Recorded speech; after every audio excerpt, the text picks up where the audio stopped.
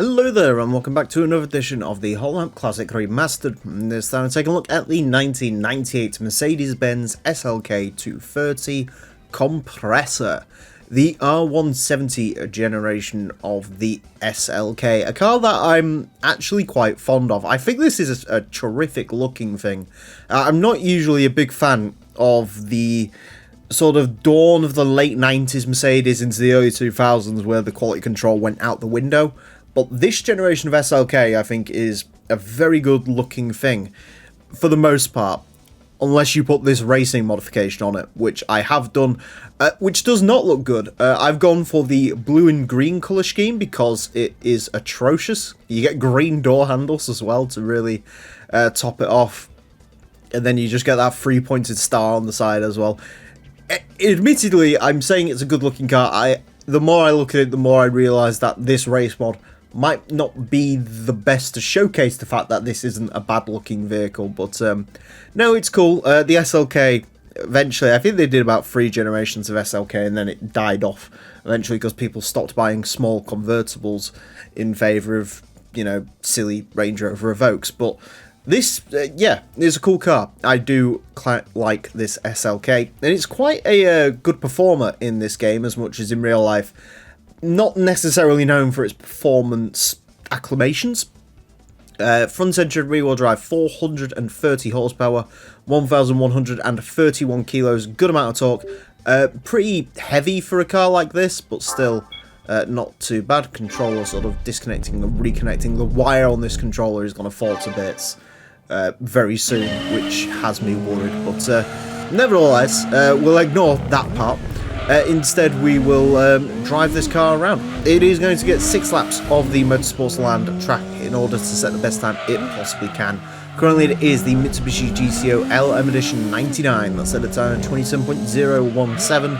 This car is not likely to beat that. In terms of where this car is going to go, I tried to think of anything equivalent to this car in this game, and I legitimately can't really think of anything. BMW 328i 30.9, sort of similar. Well, it's a German car. We haven't had the 328ci go around yet. Audi TT, well, that's 4-wheel drive, so that's not really a direct rival to this vehicle. S2000, I think the S2000 is going to be too quick for this because this is a fairly heavy vehicle. What I'm saying is I really don't know. 30.707 on its first flyer, which is quicker than I expected.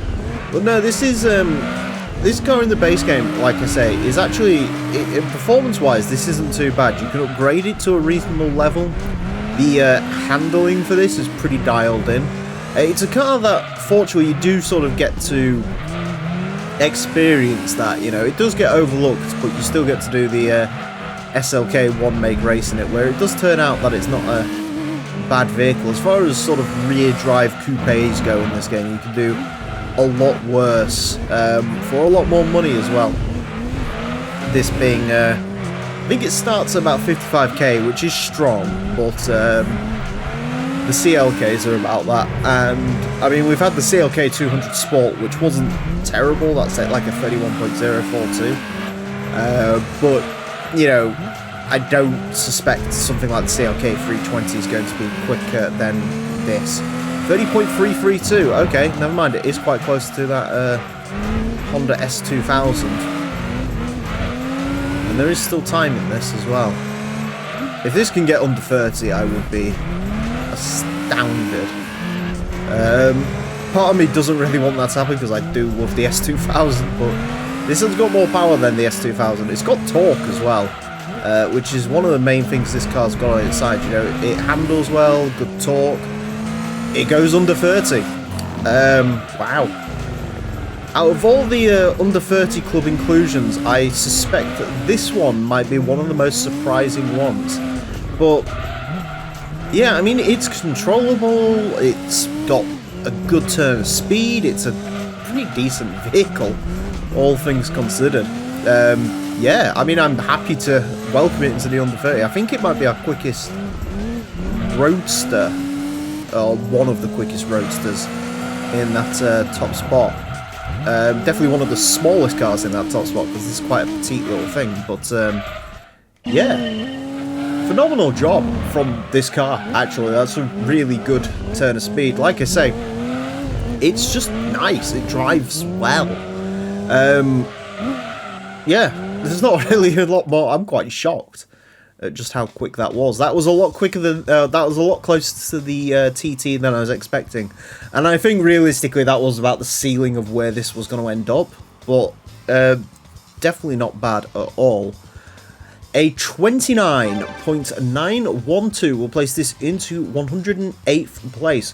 Goes in between the Volkswagen Golf rally car and the Alfa Romeo GTV, which is, I guess, sort of a comparison car to this. The GTV was quick, but obviously that's got front-wheel drive. It's quicker than a Viper GTS, Chevrolet Camaro, RX-7 Type RB. It's quicker than the TVR Chimera 4.5 litre, which I'm not that surprised about, but still very good. Not the quickest Mercedes-Benz we've had. We've obviously, apart from the CLK race car, we've also had the C43 AMG, which is quicker than this, but that's a very good turn of speed. Out of all the cars in the under 30 club, that's definitely one of the ones I was not expecting to get in there. I was expecting it to, after the first couple of laps, I was expecting it to sort of get close, but I was not expecting it to leap on into there. So really good effort from the SLK 230. So yeah, you've been sleeping on this one. Give it a go. That is it for this episode. Thank you all very much for watching. Join me next time when I will be driving something completely different. Until then, farewell.